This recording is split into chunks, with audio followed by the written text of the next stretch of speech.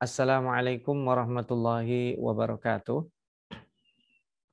Bismillahirrahmanirrahim. Alhamdulillah.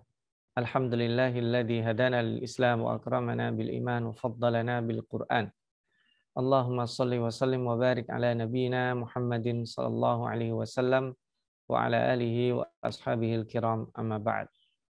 Sahabat asa yang berbahagia, berjumpa kembali dalam serial studi Al-Qur'an, dalam serial pelajaran yang akan membuat kita semakin dekat dengan kajian-kajian atau Quranic Studies yang berkenaan dengan ulumul Quran atau studi Al-Quran. Pada bahasan sebelumnya kita pernah membahas tentang dimensi-dimensi kemukjizatan secara umum, lalu kemudian kita membahas dari sisi kebahasaan. Maka pada kesempatan kali ini insya Allah kita lanjutkan tentang salah satu dimensi kemukjizatan Al-Quran, yaitu dari sisi syariat atau hukum yang Allah Subhanahu wa taala turunkan kepada umat Islam melalui Rasulullah Sallallahu alaihi wasallam. Nah, kita pada kesempatan kali ini insya Allah akan membahas pada satu dimensi ini, dan ini merupakan kisi-kisi kajian yang akan kita lalui pada sesi kedua. Kita sudah mengambil satu dimensi kebahasaan dan akan mengambil dimensi-dimensi lainnya. Insya Allah setelah dimensi syariat kita akan masuk ke dimensi scientific, kemudian hal gaib, visualisasi di dalam Al-Quran, kemudian angka-angka, satuan waktu dan relativitas waktu, kemudian tingkatan redaksi lafaz di dalam Al-Quran, ayat muhkam dan mutasyabih, pengulangan kata atau kalimat, hal-hal atau lafaz yang mirip di dalam Al-Quran, dan terakhir nanti di sesi kedua ini kita akan akhiri dengan pembahasan tentang apa itu tafsir, apa itu takwil, dan apa itu terjemah Al-Quran. Nah, kita segera masuk saja. Untuk mengulang sedikit dimensi kemukjizatan Al-Quran itu, setidaknya kita menggunakan 5 pendekatan. Yang pertama adalah al-i'jaz al-bayani yang sudah kita bahas, kemukjizatan dimensinya dari bahasa. Yang hari ini kita bahas adalah al-i'jaz at-tasyri'i, yaitu kemukjizatan Al-Quran dari sisi syariatnya. Dan yang ketiga adalah al-i'jaz al-ilmi, kemukjizatan Al-Quran dari pendekatan saintifik. Yang keempat adalah al-i'jaz al-ghaibi, kemukjizatan Al-Quran terhadap hal-hal gaib yang disebut oleh Al-Quran. Baik itu berupa gaib yang sudah terjadi, sedang terjadi, atau akan terjadi di masa yang akan datang. Dan yang terakhir adalah al-i'jaz al-fanni at-taswiri, yaitu kemukjizatan dari sisi visualisasi yang digambarkan oleh Al-Quran. Nah, baik sahabat asa yang berbahagia, mudah-mudahan melalui pendekatan ini kita semakin mengetahui pokok-pokok isi Al-Quran.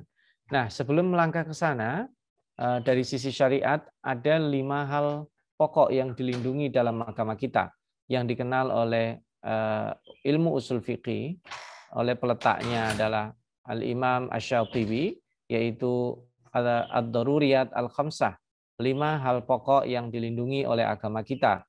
Yang pertama yaitu adalah perlindungan terhadap agama. Yang kedua, perlindungan terhadap jiwa.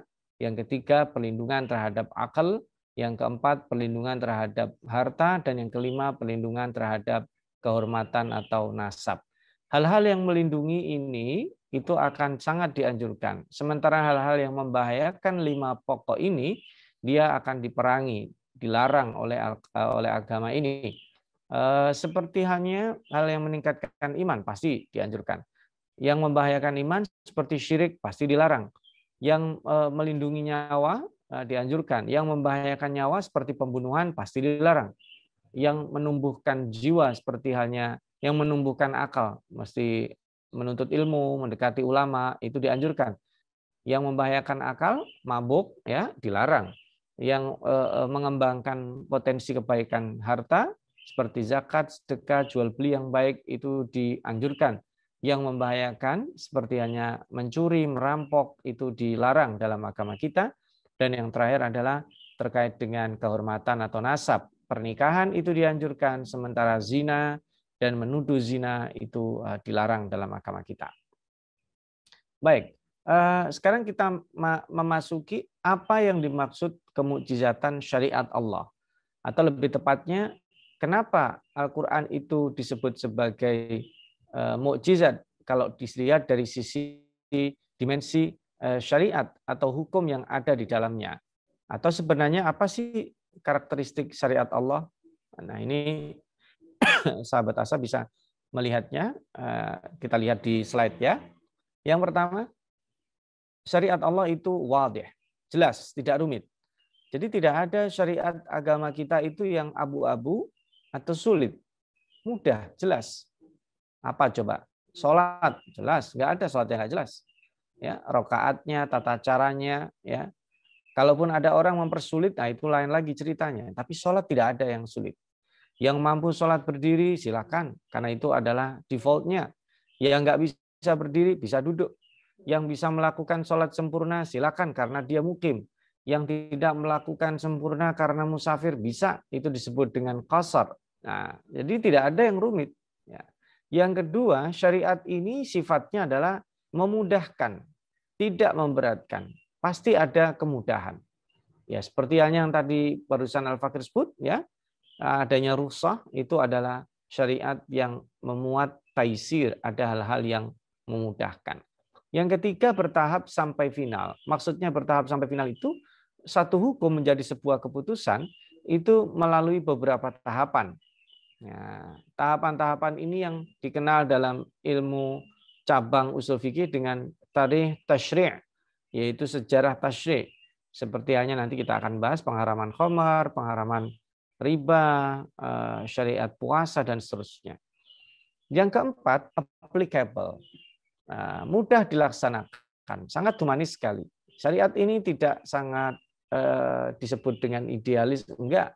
Dia humanis, applicable, bisa dilakukan kapan saja, di mana saja, di semua tempat, dan ini sangat universal. Salihun likulli zamanin wa makanin.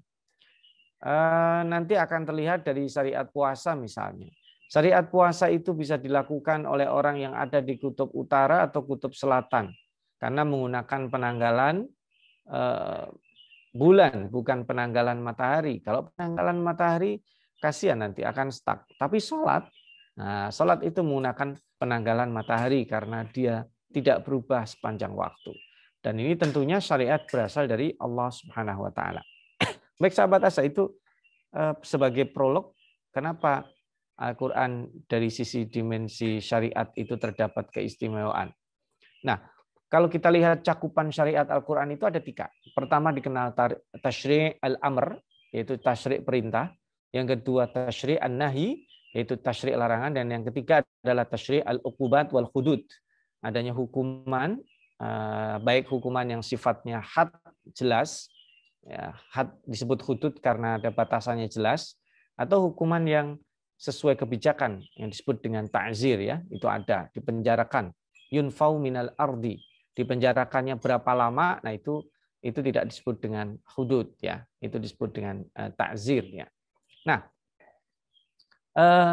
ini tadi yang Al-Fakir sampaikan dari sisi salat dan puasa dengan patokan yang berbeda, satu menggunakan kalender matahari dan satu menggunakan kalender bulan, menandakan keluasan dan sekaligus keluasan syariat Allah SWT.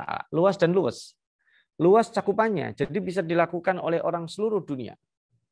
Ya, baru saja Al-Fakir melakukan sholat subuh itu di Indonesia. Sementara saudara-saudara kita di Amerika, sebagian mungkin belum sholat asar. Dan itu harinya masih hari yang berbeda. Ya, kalau Al-Fakir baru saja melakukan sholat isya, saudara-saudara kita di Amerika masih di hari yang sama, tapi dia bisa jadi baru melakukan sholat subuh. Karena perubahannya, perbedaannya sekitar 12 jam. Jadi ini kita lihat dari sisi keluasan. Keluasan karena mencakup semuanya, keluasan. Karena disebut luas karena memungkinkan untuk dilakukan dalam segala kondisi. Sholat misalnya, dilakukan mukim bisa, dilakukan seorang musafir bisa, dilakukan seorang yang sempurna secara fisik bisa, dilakukan oleh orang yang terkendala secara fisik bisa. Ya, ini ada yang sangat luar biasa disebut dengan tasyri', khasa'is tasyri', syariat di dalam agama kita sangat luar biasa. Nah, kita lanjutkan. Salah satu contohnya adalah syariat berpuasa. Syariat berpuasa itu bertahap. Di ayat 184 Allah berfirman, A'udzubillahi minasyaitonirrajim. Wa 'alal ladzina yutiqunahu fidyatun ta'amu miskin. Nah, orang-orang yang hendak membayar fidyah itu disilahkan. Jadi puasa pada tahapan pertama itu pilihan. Wa 'alal ladzina yutiqunahu fidyatun ta'amu miskin. Faman tatawwa'a khairan fahuwa khairul lah. Wa antasumu khairul lakum in kuntum ta'lamun. Tetapi kata Allah, orang-orang yang membayar fidyah itu bagus. Tetapi kalau orang kaya yang berpuasa itu lebih bagus daripada membayar fidyah. Lalu kemudian tahap kedua sulit. Puasa itu diturunkan sangat berat karena ketika sudah datang maghrib, seseorang kalau nanti dia malamnya tertidur, tidak boleh makan, tidak boleh berhubungan suami istri lagi setelah itu. Ya, kalau dia akan melakukan itu sebaiknya tidak tidur, karena memang syariatnya itu. Dan ini sulit. Hingga akhirnya sebagian sahabat berat dan ada yang tidak dapat makanan dan sampai akhirnya dia pingsan di esok hari karena kemarin tidak berbuka puasa dan tidak sahur untuk puasa hari itu, dilaporkan oleh Rasul, dan di situ Umar bin Khattab menyampaikan sebuah case bahwa dia berhubungan badan dengan istrinya setelah tertidur. Lalu turunlah ayat Al-Quran, Ukhilla lakum lailatas shiyamir rafathu ila nisaikum, yaitu berlakunya puasa hingga hari ini yang sifatnya middle. Nah, contoh apa lagi sahabat Asa yang bisa kita lakukan untuk mengetahui dimensi kemujizatan syariat ini? Ada beberapa contoh lainnya, tapi jangan kemana-mana dulu, kita break sementara. Silakan dinikmati hidangan yang ada. Kita akan simak yang berikut ini.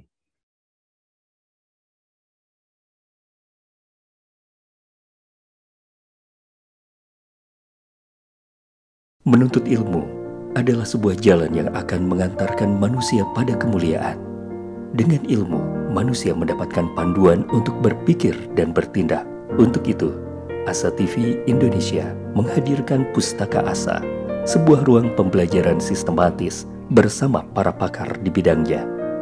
Quranic Study Series, Quranic Life, Prophet Manner, dan berbagai bidang keilmuan yang dibahas dengan cara menyenangkan.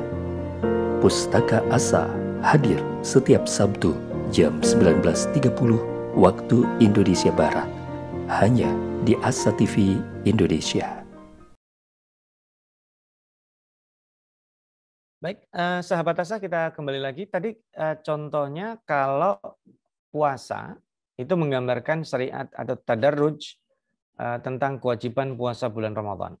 Kita akan mencoba menggali dari sisi tasyri', ini adalah tasyri' al-amr. Kita akan menggali dari sisi tasyri' an-nahi, yaitu tasyri' larangan. Kita ambil larangan riba. Larangan riba dalam agama kita itu bertahap sampai 4 kali.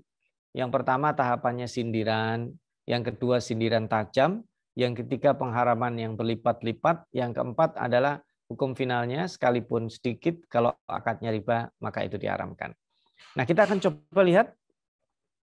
Ini dia. Pada tahapan yang pertama, Allah Subhanahu wa taala di surat Ar-Rum ayat 39 menyindir. Ya. Al-Fakir bacakan ayatnya. A'udzu billahi minasyaitonir rajim. Wa ma ataitum mir riban liyarbu fi amwalin nasi fala yarbu indallah. Wa ma ataitum min zakatin turiduna wajhallah faulaika humul mud'ifun. Dan sesuatu riba atau tambahan yang kamu berikan agar dia bertambah pada harta manusia, maka riba itu tidak menambah pada sisi Allah. Dan apa yang kamu berikan berupa zakat, yang kamu maksudkan untuk mencapai ridha Allah, maka yang berbuat demikian itulah orang-orang yang melipat gandakan pahalanya. Nah ini sifatnya sindiran yang sangat halus ya. Riba itu nggak tambah loh. Yang bertambah itu zakat. Physically, kamu menggandakan hartamu dengan riba, tapi sesungguhnya itu tidak bertambah. Yang bertambah itu orang yang mengeluarkan zakat atau sedekah. Halus sekali. Nah, lalu masuk pada tahapan berikutnya, yaitu yang sifatnya sindiran lebih tajam, yang Allah Subhanahu Wa Taala alamatkan kepada orang-orang Yahudi, orang-orang yang salah satu kebiasaan atau habit mereka itu memakan harta dari riba, sekalipun mereka tidak boleh. Kalau terhadap sesama Yahudi nggak boleh, tapi kalau sama orang lain boleh. Nah ini lebih parah lagi ya. Nah sindiran Allah itu lebih tajam ini. Saya bacakan ayatnya ya, surat An-Nisa 160-161. A'udzu billahi minasyaitonir rajim. Fabidhulmin minal ladzina hadu harramna 'alaihim thayyibatin uhillat lahum وبصدهم عن سبيل الله كثيرا وأخذهم الربا وقد نهوا عنه وأكلهم أموال الناس بالباطل وأعتدنا للكافرين منهم عذابا أليما. Maka disebabkan kezaliman orang-orang Yahudi, kami haramkan atas memakan makanan yang baik-baik yang dahulunya dihalalkan bagi mereka. Dan karena mereka banyak menghalangi manusia dari jalan Allah dan disebabkan mereka memakan riba. Padahal sesungguhnya mereka telah dilarang darinya. Dan karena mereka memakan harta benda orang dengan jalan yang batil, kami telah sediakan untuk orang-orang kafir di antara mereka siksa yang pedih. Jadi Allah nggak suka loh orang Yahudi, gitu. Allah membenci loh orang Yahudi. Ini salah satu yang menyebabkan Allah tidak suka itu karena mereka menggandakan harta dari riba. Nah ini kayak kira-kira kayak gini nih. Saya tuh nggak suka sama si A, nggak suka sama si Fulan. Kenapa? Karena dia itu selalu menyelisih janji. Nah artinya gini, saya nggak suka sama orang yang menyelisih janji. Nah, sekalipun itu bahasanya tidak langsung strict, melalui contoh, artinya jangan sampai kamu melakukan hal-hal yang membuat saya nggak suka, ya, gitu. Nah ini lebih tegas dari yang pertama. Kalau yang pertama tadi masih samar. Nah ketika ini sudah menjadi habit, sudah terbiasa dilakukan, maka mulailah pada tahapan yang ketiga, yang kali ini lebih tajam lagi. Nah, ini sudah masuk kepada pengharaman. Kalau satu kedua tadi sifatnya masih samar. Nah, tasyri' an-nahyi pada periode ketiga atau di surat Ali Imran ayat 130 ini jelas. Riba yang berlipat-lipat diharamkan, tidak diperbolehkan untuk dilakukan. Ya ayyuhalladzina amanu la ta'kulur riba adha'afan mudha'afah. Wattaqullaha la'allakum tuflihun. Wahai orang yang beriman, janganlah kamu memakan riba dengan berlipat ganda dan bertakwalah kepada Allah supaya kamu mendapat keberuntungan. Nah ini kalau ada orang minjem 100 balik 200 nggak boleh. Ya. Ada orang minjem 100 baliknya 175. Ya, hampir nggak boleh. Ya, nggak boleh. Kenapa? Ada pelipatan yang sangat banyak. Tapi kalau minjemnya 100, baliknya 105 boleh nggak? Boleh. Karena ini masih belum terbiasa. Ini tahapan ketiga, masih dibolehkan. Maka kemudian orang yang punya harta, yang terbiasa memberikan piutang, dia tidak akan menaikkan bunga pinjaman itu sampai melebihi seperti hanya yang disebut ini yaitu 2 kali lipat atau 100%. Enggak ada itu. Nah, ketika sudah terbiasa mereka dengan hal-hal seperti itu, maka kemudian Allah Subhanahu wa taala juga mengambil langkah pasti bahwa riba itu sekalipun sedikit dia tetap diharamkan. Nah, ini kita lihat hukum finalnya yang menjadi ketentuan hukum untuk dipraktekkan itu pada surat Al-Baqarah ayat 278. Jadi seandainya berinteraksi dengan 1 sen keuntungan, tetapi dia jenis akadnya adalah riba, maka itu tetap saja tidak dibolehkan. Ya, contohnya misalnya di surat Al-Baqarah ayat 278, ya ayyuhalladzina amanu taqullaha wa dharu ma baqiya minar riba in kuntum mu'minin. Wahai orang-orang yang beriman, bertakwalah kepada Allah dan tinggalkan sisa riba. Nah, sisa riba itu yang belum dipungut atau sisa riba sedikit.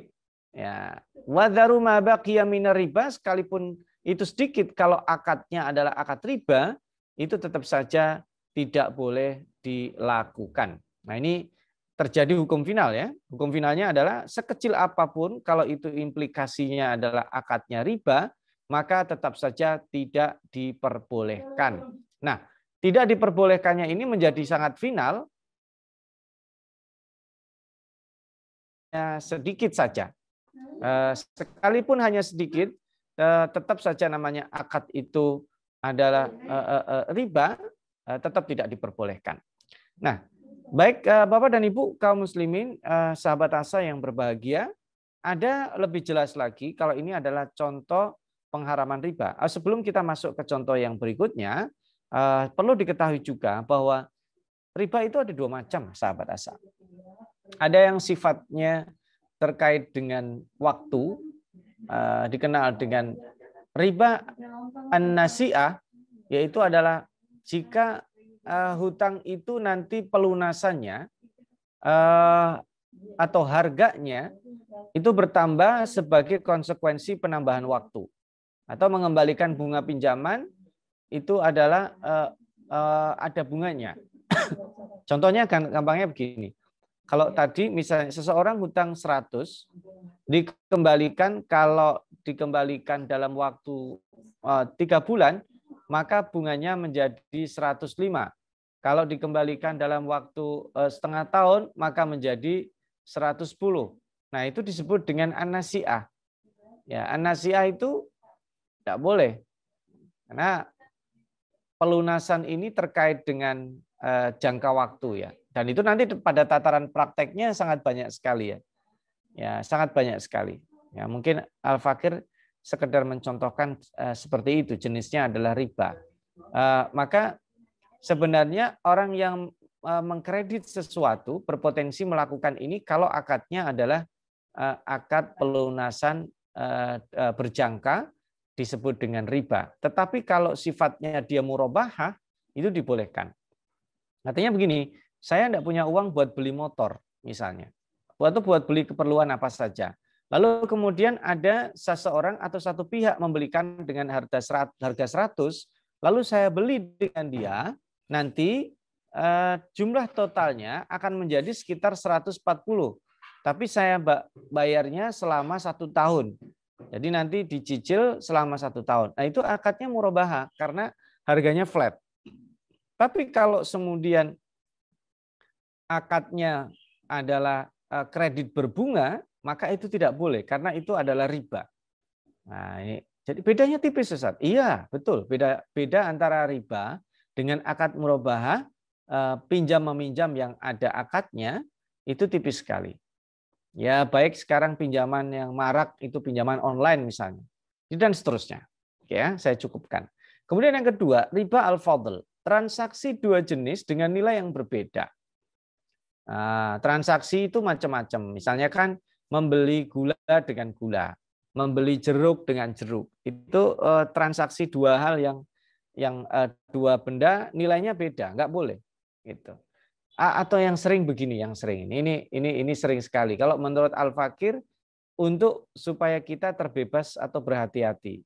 Misalnya karena mau Lebaran misalnya, kemarin misalnya. Saya punya uang 100.000 uang pecahan. Saya mau ganti uang itu menjadi pecahan-pecahan 5.000. Tapi kemudian ketika saya memberikan uang 100.000, yang kembali ke tangan saya ternyata cuma 95.000. Nah, untubillahi min dzalik, itu kelihatan sepele, tapi itu bisa jadi merupakan potensi terjadinya transaksi riba. Harusnya kan saya nuker 100 balikin 100. Kalau kemudian kita mau ngasih uang jasa, itu lain lagi ceritanya. Jadi itu ada uang jasa. Jadi tidak diambil dari situ secara langsung, tidak dikembalikan, maka itu bisa jadi adalah transaksi riba. Bahkan saking luar biasanya Imam Abu Hanifah itu, ya ini tentu tidak termasuk ya.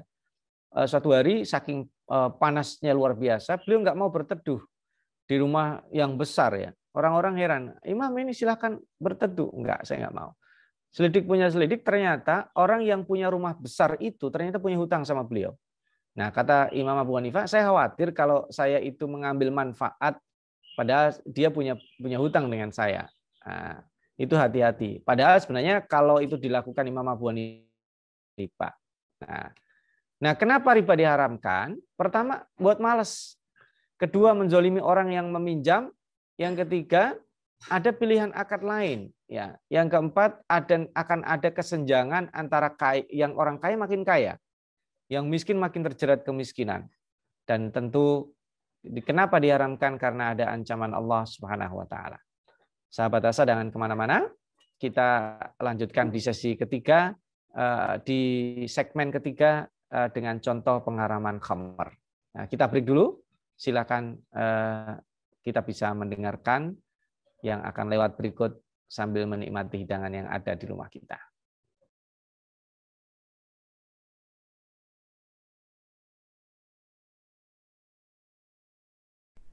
Saat hari Senin tiba, banyak orang yang merasakan malas dan tidak bersemangat menjalaninya. Tapi sekarang tidak boleh lagi terjadi. Tonton saja I Love Monday di Asa TV Indonesia. I Love Monday menghadirkan pembahasan mencerahkan dan aplikatif yang dikemas dalam I Love Myself, I Love My Job, I Love My Prophet, dan satu segmen spesial Solve with Love. I Love Monday setiap hari Senin jam 12.30 waktu Indonesia Barat di Asa TV Indonesia. Inspirasi keluarga Islami. Baik sahabat Asa, kita lanjutkan kenapa tadi riba diharamkan. Ada 4 prinsip muamalah dalam agama kita. Jadi muamalah itu sifatnya mubah, ketentuannya itu umum. Jadi tidak ada panduannya khusus kecuali kalau itu tidak dibolehkan. Jadi berbeda dengan ibadah ya. Kalau ibadah itu al-aslunya itu tidak boleh karena terkait dengan ritual penyembahan kepada Allah. Jadi kecuali kalau itu ada syariatnya dari Allah, nah itu baru dibolehkan. Nah, kalau muamalah sebaliknya. Kalau tidak ada dalilnya yang mengharamkan, berarti kita dibolehkan melakukan itu. Nah, karena dasar dari muamalat itu atas dasar sukarela antara minkum. Jadi tidak ada unsur paksaan. Kamu harus jual ke saya, kalau enggak saya itu enggak boleh mengancam. Ya. Dan muamalah dilakukan dengan dasar pertimbangan maslahat, kemanfaatan, dan menghindari kemadharatan. Yang keempat, muamalah dilaksanakan dengan memelihara unsur keadilan, menghindari unsur penganiayaan, atau mengambil kesempatan dalam kesempitan. Makanya tidak boleh bai'ul gharar, tidak boleh judi, dan seterusnya. Nah, ini sebagai pelengkap tadi yang kita sampaikan. Sekarang kita coba masuk pada di segmen ketiga ini kita akan mengambil contoh terkait dengan pengharaman khamr. Nah, sama seperti halnya riba, khamr itu diharamkan melalui 3 tahapan. Pertama disebut ada manfaat, ada madharat. Kemudian yang kedua tidak boleh mabuk kalau mau sholat. Yang ketiga baru final tidak boleh sama sekali dalam keadaan apapun. Luar biasa ya. Nah, pada tahapan yang pertama, ketika Nabi Muhammad SAW ditanya tentang al-khamr, al-maisir, tentang judi dan mabuk, ya, beliau menjawab dengan ayat ini. Yas'alunaka 'anil khamri wal maisir, qul fihima ithmun kabirun wa manafi'u linnas wa ithmuhuma akbaru min naf'ihima. Mereka bertanya kepadamu tentang khamr dan judi. Katakan, pada keduanya terdapat dosa yang besar dan beberapa manfaat bagi manusia. Tetapi dosa keduanya lebih besar dari manfaatnya. Ini supaya orang mikir nih. Jadi khamr itu ada manfaatnya ya? Ada dosanya? Ada, tapi dosanya lebih gede. Gitu. Kalau orang dibilang dosanya lebih gede dari manfaatnya, dia akan mikir. Gitu. Oke, setelah sudah sudah terbiasa dengan ketika ditanya jawabannya gini. Nah, ini muncul pembiasaan atau habit berikutnya. Tahapan berikutnya di surat An-Nisa ayat 43.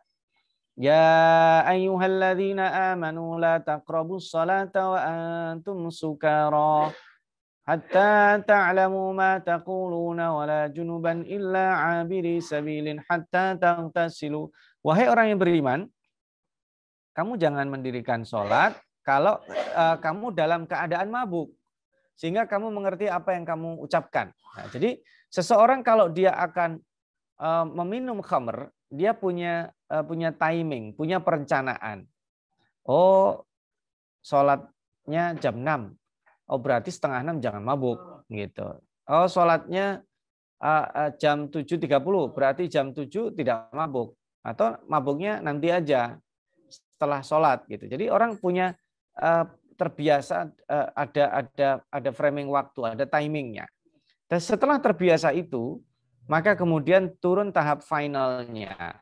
Pengharaman khamr kapan dan dimanapun. Ya ayyuhalladzina amanu innamal khamru wal maisiru wal ansabu wal azlamu rijsum min amalis syaitan fajtanibuhu la'allakum tuflihun. Wahai orang yang beriman, sesungguhnya meminum khamr, berjudi, ya, berkorban untuk berhala, mengundi nasib dengan anak panah adalah perbuatan syaitan, maka jauhi perbuatan tersebut agar kamu mendapat keberuntungan. Jadi ini hukum finalnya.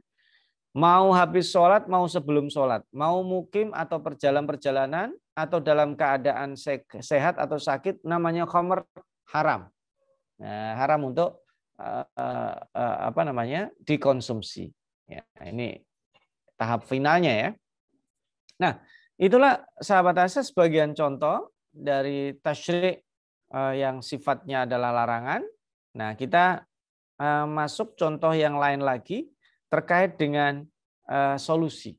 Nah, kali ini kita membersamai tasyri' at-ta'addud dengan al-islah fin nusus bainaz zaujain.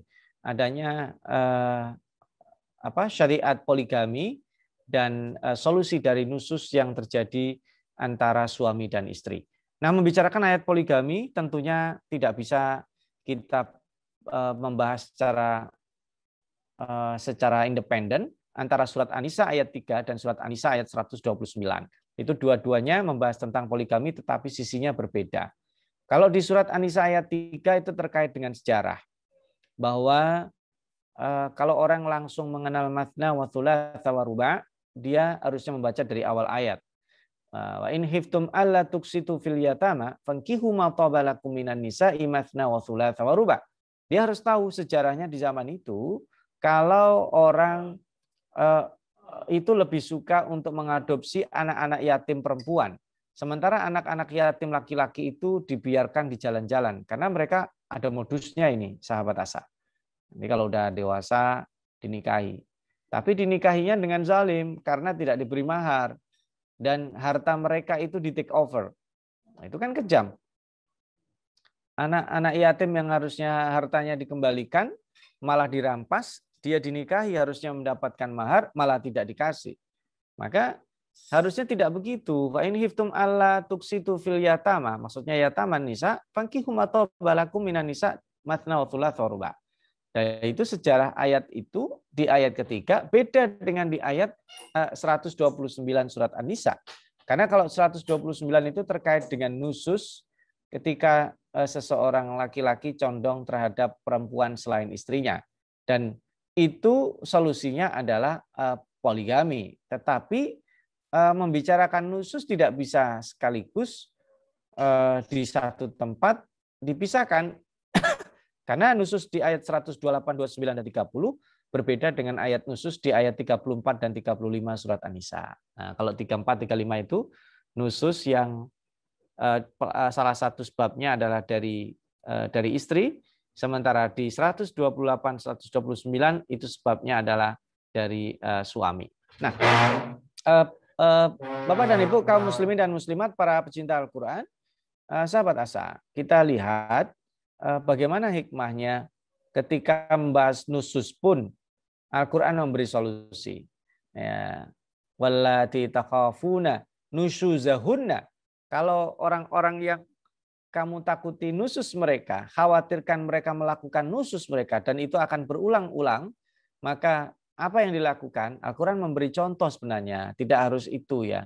Harus diberikan mauidhah, nasihat, kemudian pisah tempat tidur, atau kemudian memukul. Tapi orang salah paham terkait dengan memukul ya. Sebenarnya kalau ini maksudnya bukan memukul istri atau menyakiti fisiknya, tetapi itu lebih kepada ekspresi kemarahan, ekspresi tidak suka, tetapi dibolehkan. Nah, tetapi Imam Malik menarik ya, dia memberikan syarat. Kalau seseorang hendak memukul istrinya karena nusus, itu dia memukulnya pakai, kalau bahasa kita ini bahasa Betawinya selampe ya, atau sapu tangan. Jadi kalau dipikir-pikir, mana ada orang mukul? Ya itu merupakan ekspresi. Ya ibaratnya kalau kebekuan komunikasi dalam rumah tangga itu dicairkan dengan komunikasi. Nah, komunikasi itu dua arah. Dinasehati nggak bisa, pisah tempat tidur nggak bisa. Ya dengan itu dilempar bantal misalnya. Nah, itu komunikasi. Bisa jadi itu yang tidak efektif hari ini bisa menggunakan cara lain karena pisah tempat tidur misalnya. Pisah tempat tidur itu efektif nggak? Bisa jadi sekarang tidak efektif karena ada suami dan istri yang setiap pekan dia bisa tempat tidur karena suaminya keluar kota atau sekarang sedang musim Euro misalnya atau Piala Dunia atau menonton liga-liga di Eropa misalnya. Sehingga suaminya tidur bersama tontonannya dan istrinya tidur di tempat lainnya.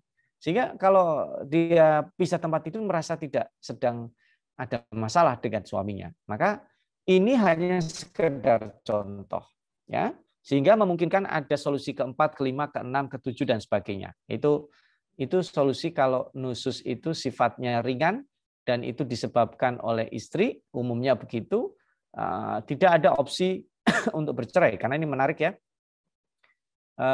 ketika tidak bisa diselesaikan dua belah pihak antara suami dan istri, maka dibolehkan atau dianjurkan mendatangkan mediator, adanya mediasi untuk mengislah mereka berdua. Iyurida islaha yuwaffiqillahu bainahuma. Nah, kalau seandainya mereka mau islah maka akan selesai. Loh, gimana kalau nggak bisa? Umumnya kalau problem itu terjadi adalah antara suami dan istri, itu tidak ada masalah. Akan terjadi masalah kalau problem itu melibatkan pihak ketiga, seperti halnya nusus yang terjadi di 128, dilakukan oleh seorang suami. Wa ini imra'atun khafat min ba'liha nusuzan au i'rada. Nah, kalau seorang perempuan, ini bukan fi'il mudhari seperti halnya tadi ya, khafat min ba'liha nusuzan, dia khawatir suaminya dan sudah melakukan nusus itu apa? Au i'radan, berpaling, artinya sudah berpaling kepada perempuan yang lain, maka di situ dikatakan wasulhu khair, damai itu bagus. Makanya di ayat 129, walan tastati'u an ta'dilu bainan nisa. Loh, tadinya ini imra'atun kok ini bainan nisa? Ya karena dinikahi. Tapi kan tidak mudah menikahi seorang perempuan setelah kasus-kasus seperti ini. Makanya Allah membuka peluang kalau mereka berislah bagus. Tapi kata Allah, wa iyatafarraqa yughnillahu kullam min sa'ati. Kalau mereka itu berpisah, bercerai, maka Allah mengayakan mereka. Yang istri merasa, loh saya kalau bercerai, gimana rezeki saya? Orang saya tidak kerja, yang kerja suami saya. Allah yang ngasih rezeki. Suami itu hanya merupakan media, sarana saja. Yang ngasih rezeki Allah. Yang suami juga gitu, wah nanti saya yang itu tidak mau saya nikahi, yang ini minta cerai, nanti siapa istri saya? Allah yang ngasih rezeki. Selama ada kebaikan, ada usaha untuk memperbaiki, maka Allah memberikan solusi yang terbaik. Nah inilah kenapa ayat poligami dan nusus itu harus dipahami secara integral, supaya, mohon maaf sahabat Asa, supaya kita bisa bersikap, bukan bersikap netral ya, bersikap proporsional terhadap syariat ini. Karena ini berat ya. Membicarakan poligami itu orang udah langsung ancang-ancang. Oh ini Ustadznya pendukung poligami. Oh, ini ustadznya anti poligami. Enggak, bukan masalah mendukung atau anti. Kita harus proporsional menempatkan syariat itu. Terkait juga penyikapan nusus, baik yang dilakukan oleh istri ataupun nusus yang dilakukan oleh suami.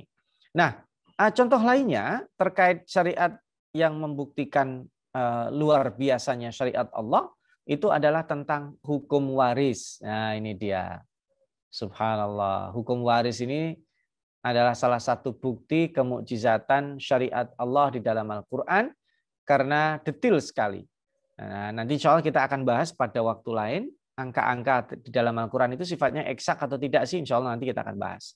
Nah, sementara orang-orang itu menggembar-gemborkan bahwa Islam itu nggak adil karena yang perempuan cuma dikasih setengahnya, yang laki-laki dikasih utuh. Nah, gimana sih sesungguhnya? Oke, sahabat Asa, keep dulu, kita akan lanjutkan setelah jeda yang berikut.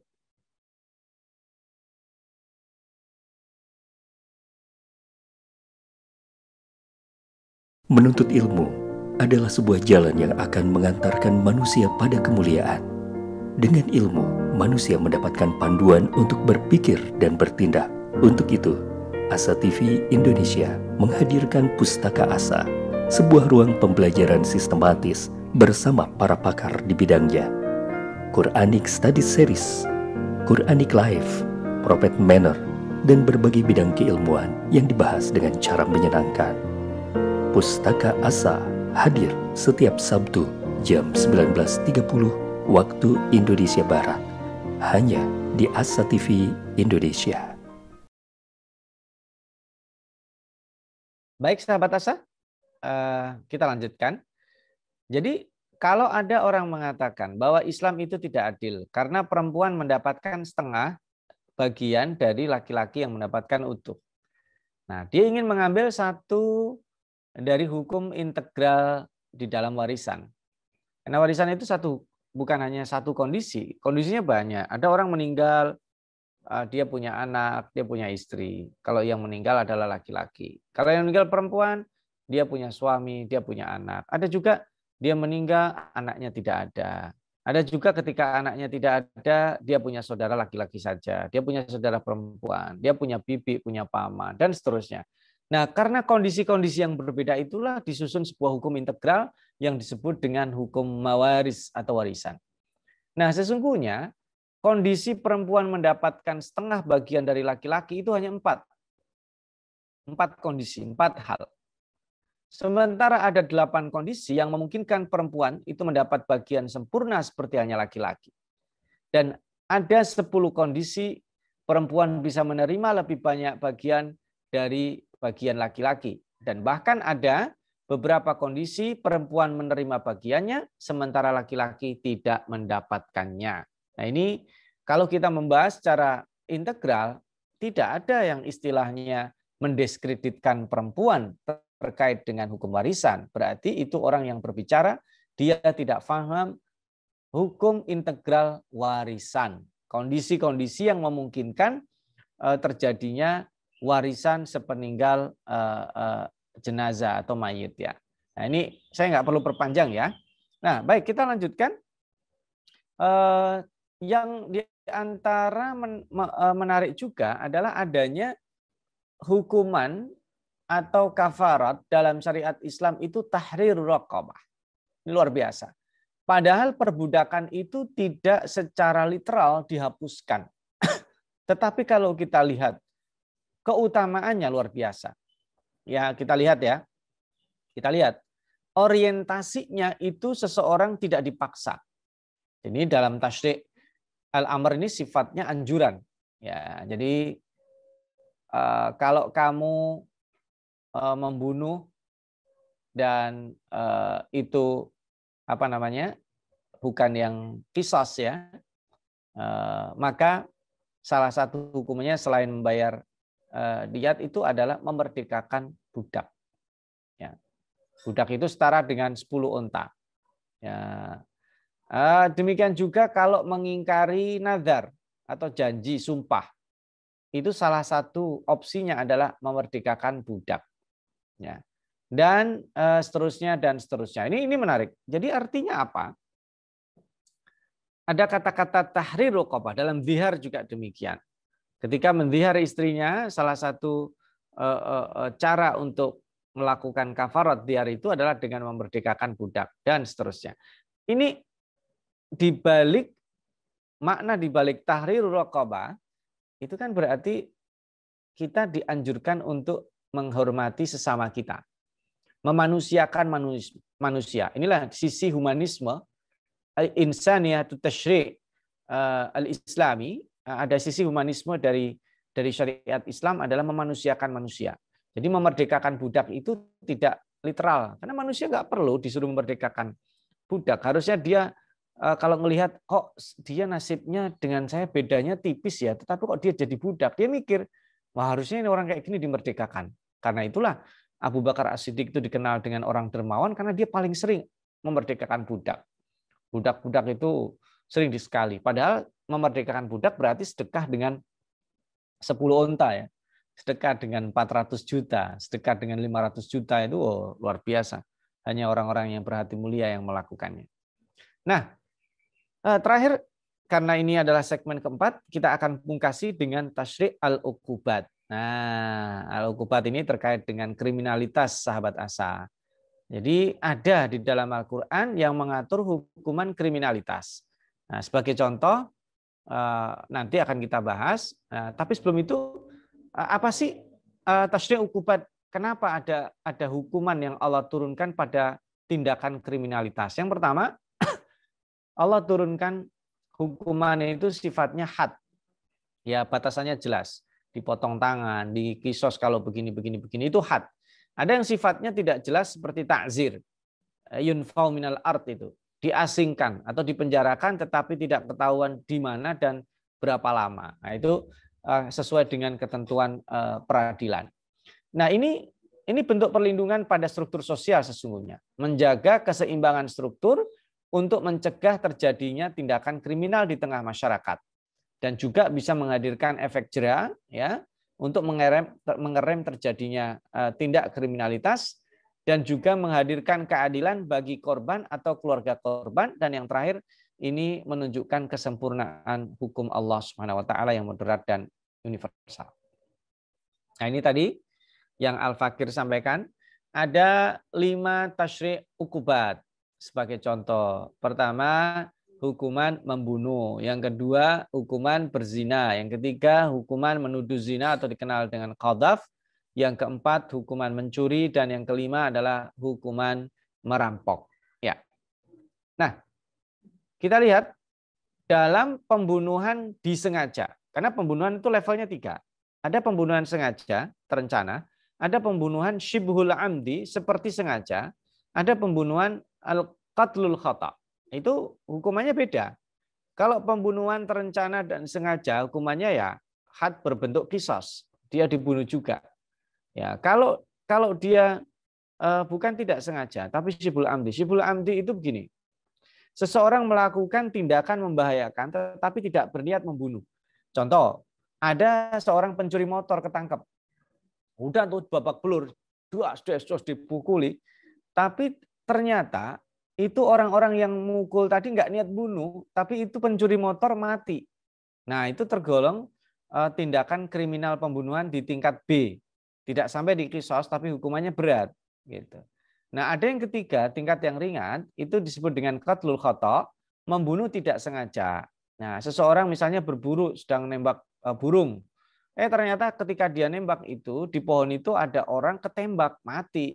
Nah, itu disebut dengan pembunuhan tingkatnya tingkat C. Gitu. Nah, pembunuhan tingkat 1 yang hukumannya adalah qisas, itu diputuskan dieksekusi oleh pihak berwenang, dalam hari ini peradilan. Hukumannya mati. Nah, ini qisas itu akan gugur kalau keluarga korban memaafkan. Dan itu diganti dengan diat. Nah, ada pertimbangan lain, fatwa misalnya. Keluarga memaafkan, mohon maaf. Tetapi fatwa tidak memaafkan, itu maka yang dipakai adalah fatwa. Karena misalnya ini pembunuhan berantai, membunuh anak-anak kecil, korbannya ratusan atau puluhan. Oh, ini korban-korban itu keluarganya memaafkan, tetap bisa dibunuh. Kalau fatwa menganggap ini tindakan kejahatannya adalah membahayakan. Nah, ini atau terlalu kejam. Nah, ini maka yang akan diambil yang ini. Nah, itu pertimbangan fatwa ini tidak disebutkan di dalam Al-Qur'an tentunya. Dan ini melengkapi dua yang sudah disebutkan secara literal dalam Al-Qur'an. Nah, ini ayatnya, sahabat Asa. Ya ayyuhalladzina amanu kutiba alaikumul qisasu fil qatla al-hurru bil hurri wal 'abdu bil 'abdi wal unsa bil unsa faman 'ufiya lahu min akhihi syai'un fattiba'un bil ma'ruf wa ada'un ilaihi bi ihsan dzalika takhfifun min rabbikum wa rahmah faman i'tada ba'da dzalika falahu 'adzabun alim. Nah, ini qisas ya. Baik, sekarang yang kedua hukuman zina. Nah, hukuman zina itu dicambuk 100 kali, kemudian ditambah pengasingan, diasingkan atau dipenjara. Yang ketiga hukum cambuk itu dilakukan secara terbuka, disaksikan. Nah, kita coba baca ayatnya ya. Az-zaniyatu waz-zani fajlidu kulla wahidin minhuma mi'ata jaldah. ولا تأخذكم بهما رأفة في دين الله إن كنتم تؤمنون بالله واليوم الآخر وليشهد عذابهما طائفة من المؤمنين. Perempuan berzina, laki-laki yang berzina, maka dera mereka, cambuk mereka. Setiap mereka itu adalah 100 dera, 100 cambukan. Jangan kamu belas kasihan kepada keduanya sehingga mencegah kamu menjalankan agama Allah atau syariat ini. Jika kamu beriman kepada Allah dan hari akhir, dan hendaklah pelaksanaan hukuman mereka itu disaksikan. Makanya tadi disaksikan. Jadi ada yang menyaksikan untuk menimbulkan efek jera. Ini tasyri' ukubat atau hukuman zina. Kemudian yang ketiga, hukuman qadzaf. Nah, ini menarik ya. Berzina dicambuk 100 kali. Menuduh berzina tidak terbukti, dicambuknya 80 kali. Kok cuman beda cuman 20? Karena ini efeknya perlindungan terhadap kehormatan dan nasab itu terganggu. Jadi kalau kita lihat di awal, sahabat Asa, ada 5 hal pokok yang dilindungi dalam agama kita. Salah satunya adalah kehormatan atau nasab. Maka orang-orang yang membahayakan adanya membahayakan kehormatan dan nasab, nah itu mendapatkan hukuman. Nah, menuduh zina, baik menuduh ke laki-laki beriman atau perempuan yang beriman, sekalipun disebut di situ perempuan yang beriman, karena biasanya dituduh berzina adalah perempuan, tanpa disertai bukti. Ya.